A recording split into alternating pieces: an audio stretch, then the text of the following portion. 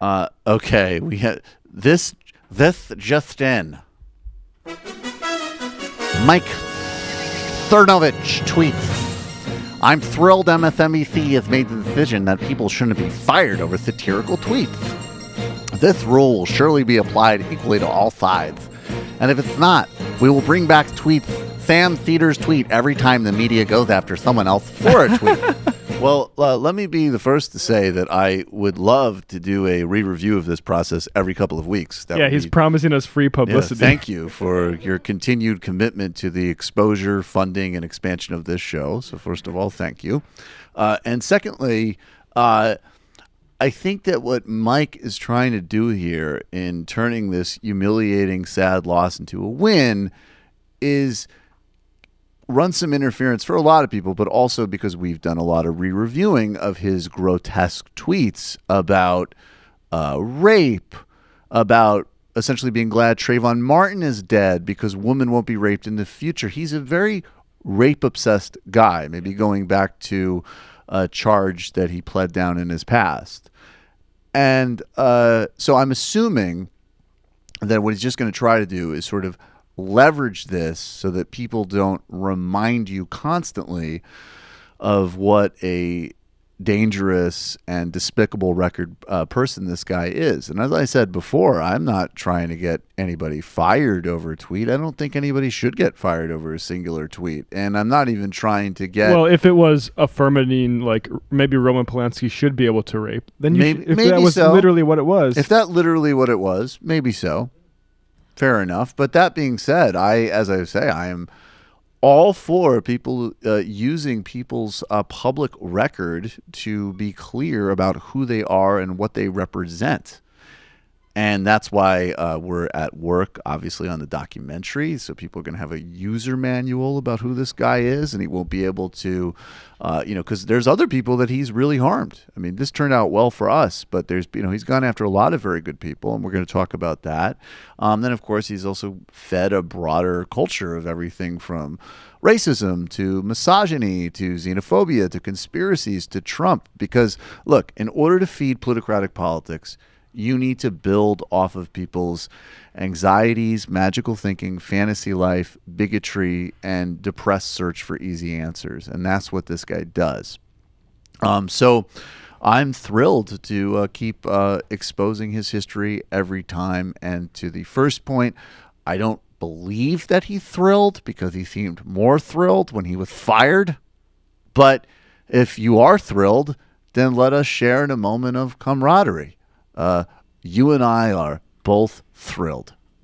Suffering Who's laughing now, Sam? And again. Yeah, I don't know who he's referring to in this tweet, but if you go through some of the stuff he's said, there's nothing satirical about it. Like, this is full-on MRA rape apologist bullshit. Right. That's another thing, too, is that these people are, they are at war on language. They're at war on basic contextualization and intelligence.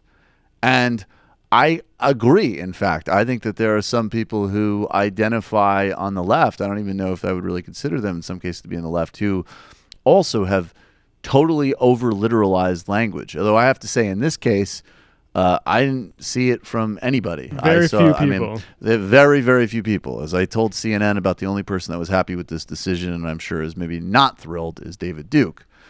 But, there is a flattening effect and flattening effort to make it all the same. And when you make it all the same, down to the point, by the way, that we're not even making because one thing that we're going to have to do that's less pleasant, and this is out of the speech realm, is we're going to have to make distinctions between different types of behaviors that in fact are both unacceptable, but we're going to need to recognize they're not the same thing. On this level, we're dealing with Sam has a history of satirically attacking people that would excuse rape.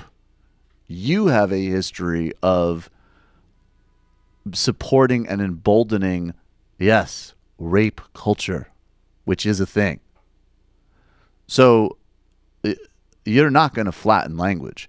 And anybody on our side who is willing to give up the tools of satire and irony and over literalizes too, it's not a good look for a broader audience, and it's going to play into these people's hands because it's all disingenuous. But like we said, there was none of that. None of that. No, it was really impressive. I mean, this was a great test case of like, well, here it is. Here's clear satire and irony with, I guess, an edge. And basically everybody rose to the occasion, contrary to all of the, whatever keeps some idiot like Dave Rubin up at night about college campuses or whatever. I don't think he said anything about it, which is very interesting. I guess it's much more important to credulously nod along to like a IQ huckster promoting pseudoscience racism to feed some horrible YouTube channel than when you have literally the one instance in broad popular culture where something that you're constantly whining, catastrophizing, and hyperventilating about has actually happened, and you got nothing on it. Maybe because Mike Cernovich was a guest on your show. Was he really? Yes, he was. Look it up. Dave Rubin is someone else who also is going to absolutely need to be exposed. Not deplatformed, exposed. People should just know who they're dealing with. You can read and watch and listen to whoever the fuck you want. And people should be able to say whatever the fuck they want. But everybody should know exactly who they're dealing with. Hi, folks. Sam Seder here. We still need your help on our Patreon page. YouTube ads have come back, but not nearly as much as we had before. So if you can help us out, any little bit helps. Head over to our Patreon page right at this URL, and you'll help us keep helping you by making videos